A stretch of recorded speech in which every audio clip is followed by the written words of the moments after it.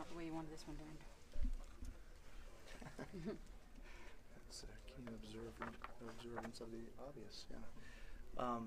Listen, a lot of credit to Montreal. They came ready to play. They played hard. They played hard for 4 quarters. And, you know, we made enough mistakes for a couple of games tonight. Regrettably, we have to talk about injuries again, but how tough were some of those losses, particularly Bombin? Well, it's more than that. It's Bauman, Norwood, Daly. But we got several. So I don't know. We'll have to wait and see the tally, but there were 4 or 5 guys that we got hurt. Arsenal on teams. We were trying to put a makeshift special teams unit out there in most cases, but it is what it is. Everybody experiences it. It's no excuse. You know, we got back in the game. We clawed back in. Couldn't get them off the field on the last drive. And credit to them. You've been winning the turnover battle pretty much every week in the last 5 weeks. I mean, they get it 3 up tonight. I mean, how much of a factor was that in the overall? Well, you can't turn the ball over. I mean, the 2 most important stats in football are turnover ratio and explosive plays. The combination of those, if you win both those categories, you have a better 90% probability of winning a football game. So that's why our offense is geared the way that it is. We've been good with turnovers, but listen, you know, it's not always going to go our way.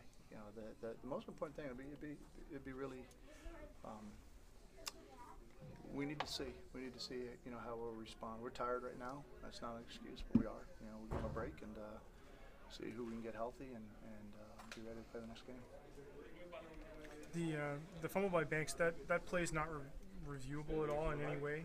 The no yards or the no, you can't review no yards. You can't review anything. I've been calling for that forever. Yeah, listen, it's you know, we have a rule in this game that on the board theoretically looks great, makes the game interesting. It can't be properly officiated.